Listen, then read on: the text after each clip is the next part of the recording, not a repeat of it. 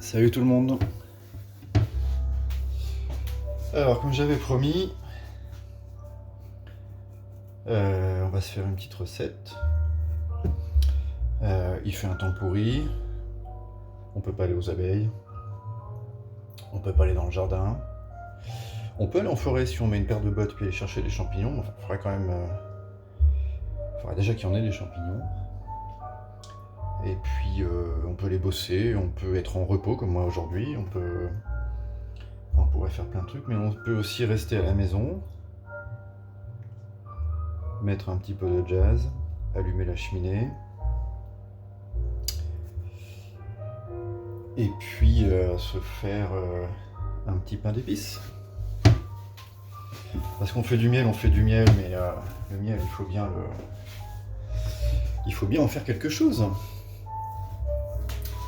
Alors, du pain d'épices. Qu'est-ce qu'il nous faut pour du pain d'épices en matériel? Eh ben, il nous faut une jatte, un saladier ou n'importe quoi, ce qu'on a quoi, pour mélanger, pour faire un mélange.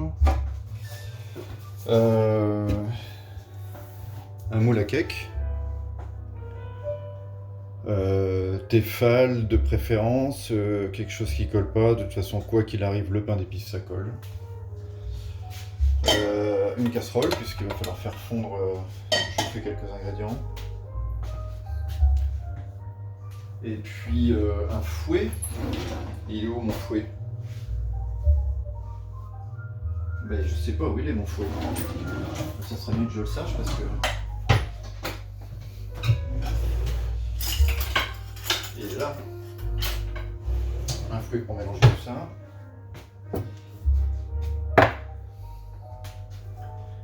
Et puis voilà, on est à peu près paré. J'ai fait chauffer mon four en... Alors un four ventilé c'est mieux, hein. Un four ventilé c'est mieux qu'un four à gaz où ça distribue mieux la chaleur, ça évite de trop chauffer sur le fond. Voilà. Cette recette au départ, c'est une recette de pain au miel que j'ai un peu adaptée. Normalement, il n'y a pas de levure dedans. Normalement, il n'y a pas d'épices non plus. Normalement, c'est un pain au miel. Ça me vient d'une vieille dame qui est décédée aujourd'hui, chez qui se faisait du bois à l'époque. Et elle m'avait donné sa recette. Je l'ai un peu adaptée. J'ai rajouté un petit peu plus de farine pour que ça se tienne mieux. C'était vraiment une cuisson très très fragile, très compliquée à 110 degrés. Là, on est quand même sur quelque chose de plus simple. Donc les ingrédients, il faut du beurre, je vous mettrai les ingrédients dans le descriptif de la vidéo. Il faut du sucre. Alors le sucre de canne c'est mieux, il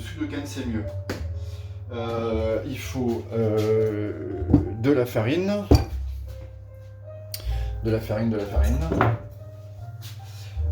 il faut du lait.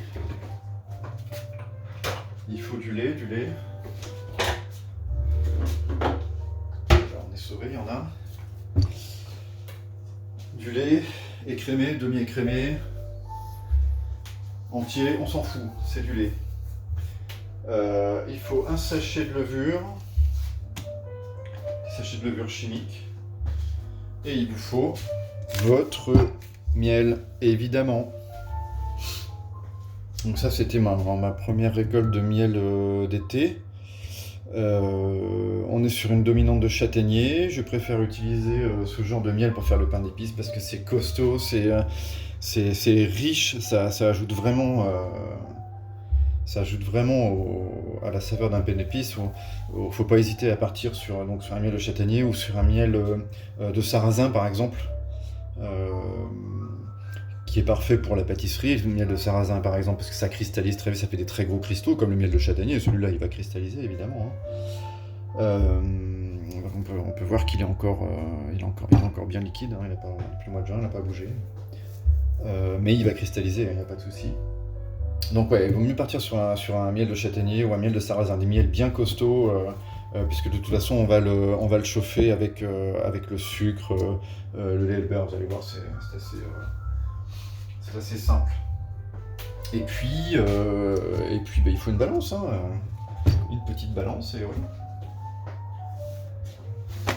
Alors, on va commencer ça. Vous allez voir que c'est vraiment bien compliqué. Une petite balance.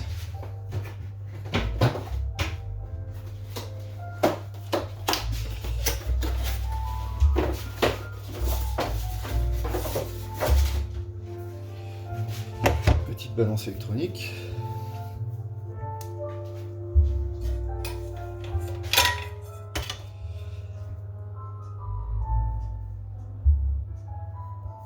Balance électronique qui ne veut pas marcher. Tu vas pas me dire que qu'il n'y a plus de pile quand même, c'est bon. Alors,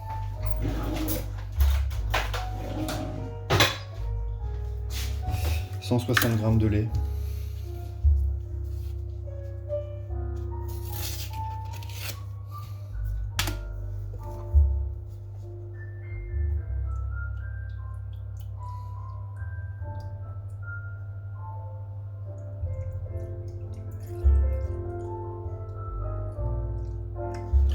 Voilà, 160 g de lait.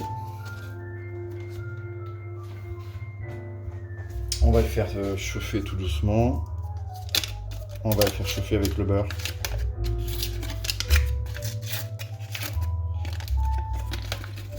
Ça c'est du beurre, je me sers pour la pâtisserie, je l'ai mis au congèle, il est dur comme du bois, il est raide comme la justice.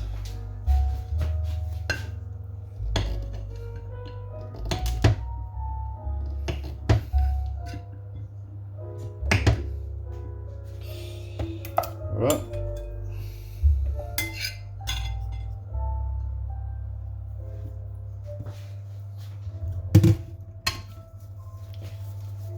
On se met ça à feu doux tranquillement à chauffer.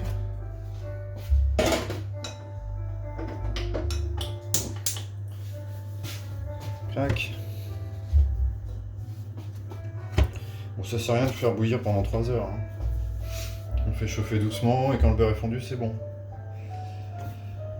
Alors la tare. Ensuite, on va mélanger. On va mélanger donc le sucre et le miel. Donc il nous faut 250 g de miel.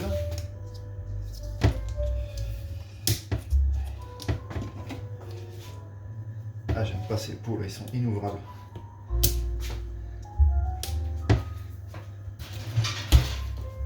Risque pas de se sauver le miel. Hein.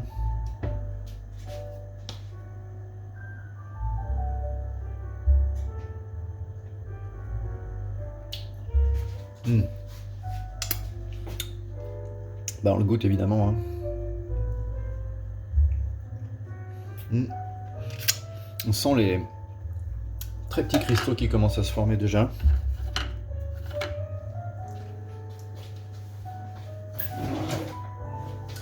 C'est génial le miel, on s'en fout partout.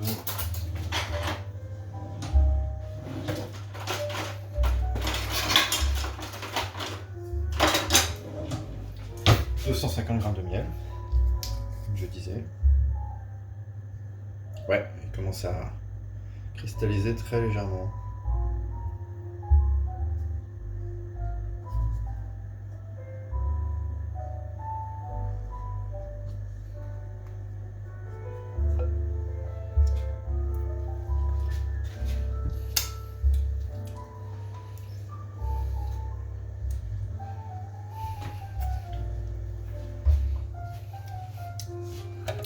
Délicieux ce miel. Bravo les filles. Bien bossé les abeilles cette année. Hein. Le printemps a été un petit peu... ça a mis du temps à démarrer parce que comme je leur ai tiré des essaims, j'avais besoin un peu d'augmenter un peu le cheptel. Ça me les a ralentis un peu. Alors le miel c'est bon. La tare, 125 g de sucre.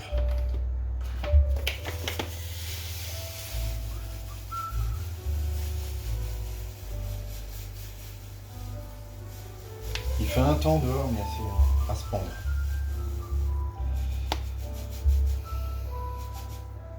On a mieux au chaud à la maison. Hein.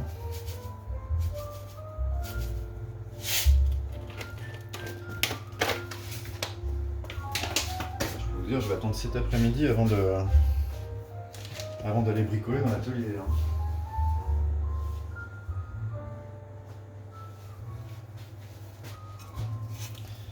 On mélange.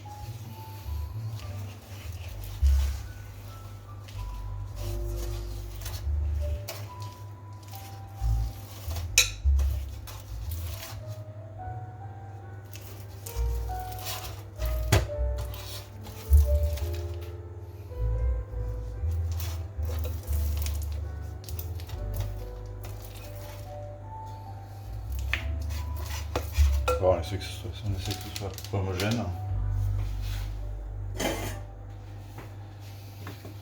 Donc mon lait et mon beurre mon lait est en train de frémir, j'attends que le beurre soit pratiquement fini, je peux l'éteindre, hein. Pas besoin que ce soit brûlant. La farine, 300 g de farine, c'est mieux de la mélanger à part. C'est mieux d'incorporer la levure à part. Qu'est-ce que j'ai fait de ma farine? Elle est là.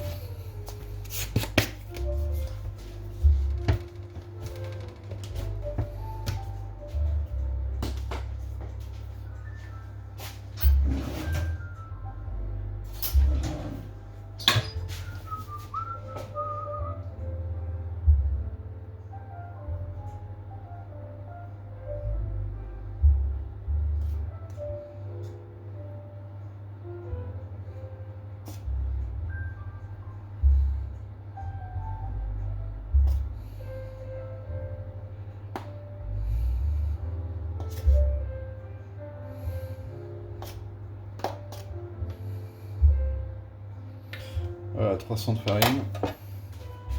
Je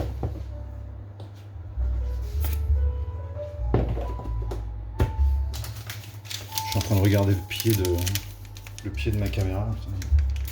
Il est bourré de propolis partout. Dégueulasse.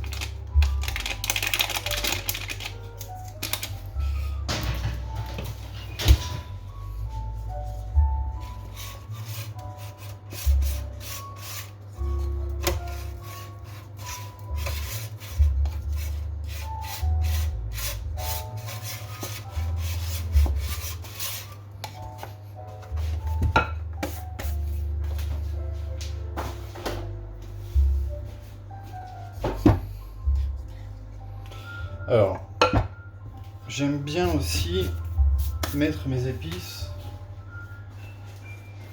dans la farine. Bon, j'utilise un mélange d'épices que vous trouverez certainement pas dans le commerce.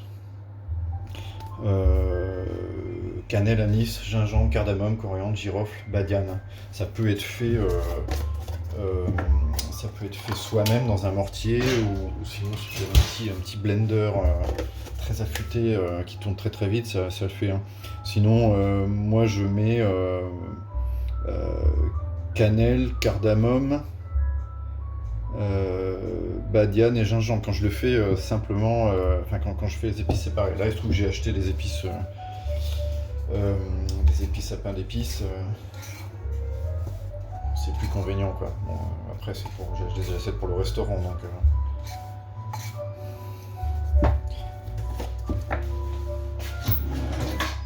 Cuillère à café.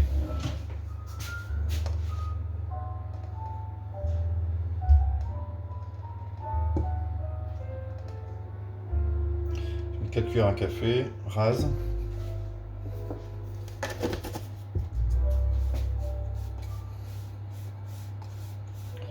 Voilà, ça va pas tuer le goût du miel, hein.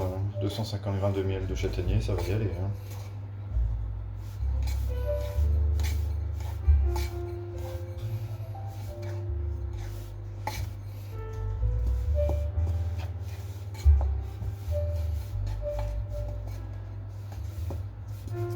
J'aime bien en mettre un peu. J'aime bien quand c'est goûtu.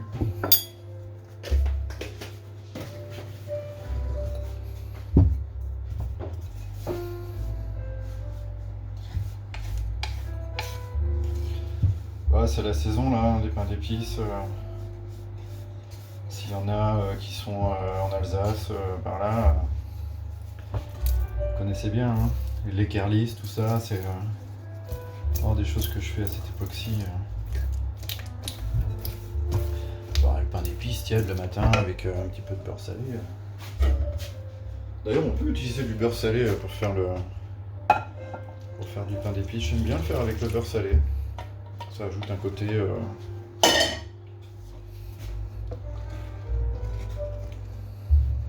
un peu caramel beurre salé.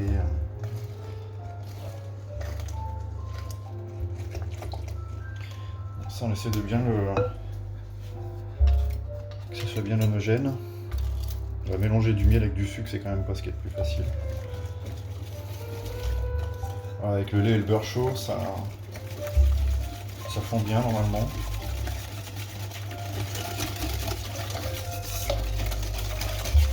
Voilà, c'est pas mal.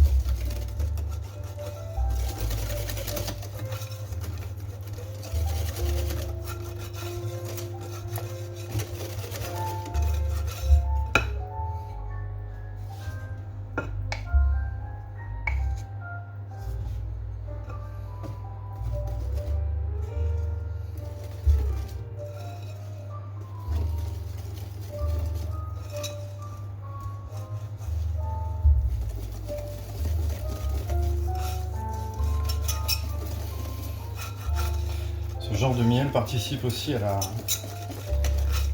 cette coloration. On voit déjà la coloration bien caractéristique du pain d'épices. Et un miel foncé, je trouve ça participe quand même mieux. Et puis au goût, il faut de toute façon un miel de caractère. Tu vas pas foutre du miel liquide que tu achètes, du miel de betterave, là. Du miel de betterave de Chine. Non, il faut quelque chose de... Il faut un miel sec. Un miel d'été que tu as récolté un peu tardivement, tu vois, qu'elles ont un miel que tu as du mal à extraire, tellement il est sec.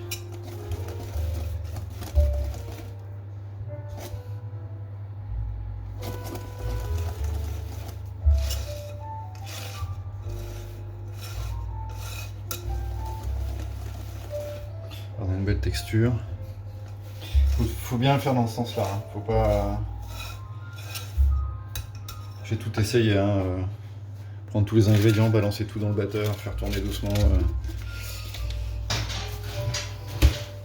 mettre les ingrédients dans un autre sens. Enfin bref, non, ça fonctionne pas. Je sais, ça peut paraître bizarre, mais il y a des recettes comme ça qu'il faut faire dans le bon sens, sinon elles fonctionnent pas. On va savoir pourquoi. Et même si c'est de la levure chimique, il faut aussi lui donner un petit temps de repos avant de le mettre au four, pour que ça ait le temps, pour que la farine ait le temps que le gluten ait le temps de bien gonfler.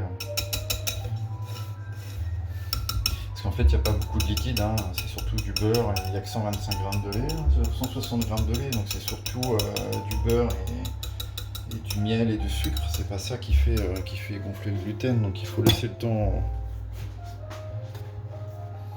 au gluten de gonfler un peu. La pâte elle fait des bulles, c'est assez facile de voir que ça commence à fermenter un peu.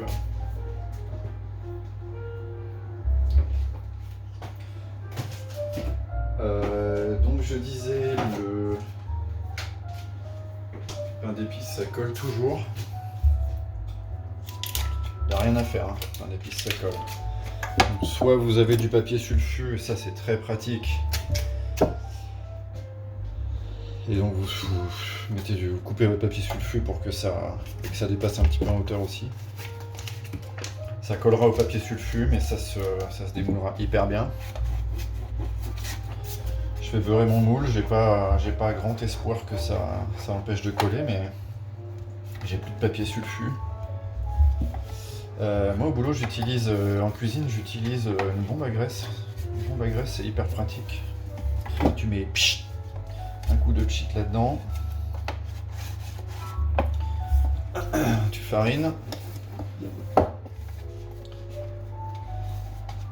Ça marche super bien. Bon, on va faire à l'ancienne.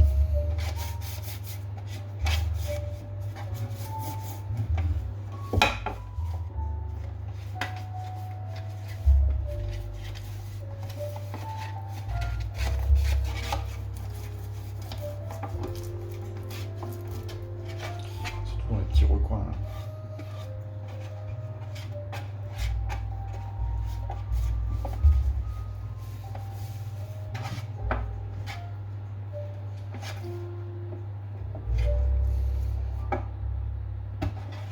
On est bien avec la musique là. C'est l'heure de l'apéro, en plus. Enfin, j'y pense quand même. Parce que...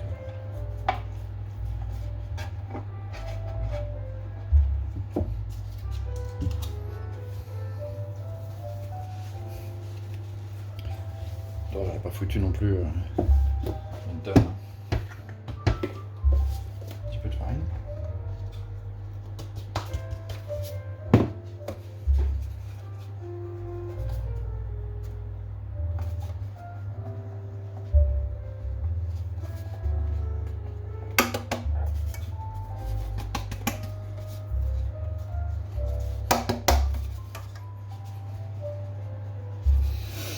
Bah ouais, hein.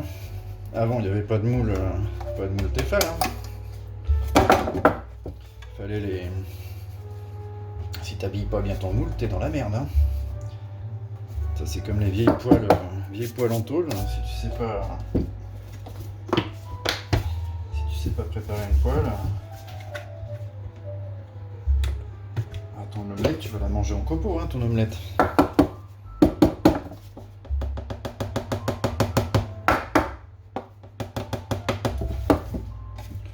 Voilà.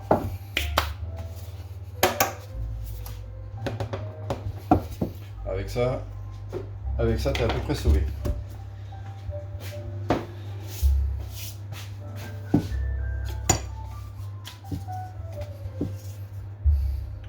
Ton appareil commence à fermenter, surtout qu'il est tiède. Tu vois les petites bulles.